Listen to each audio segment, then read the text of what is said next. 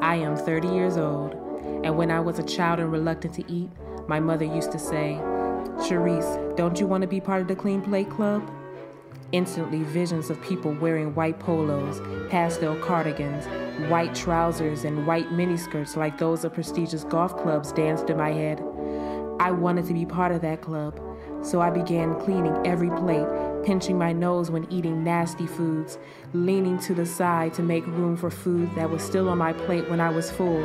Even when I was 16 and my mother told me, "Sharice, you don't have to be part of the Clean Plate Club," I ate. It wasn't until I grew up, got married, and began teaching my own children about the Clean Plate Club that my mother told me the devastating news. "Sharice, there is no Clean Plate Club.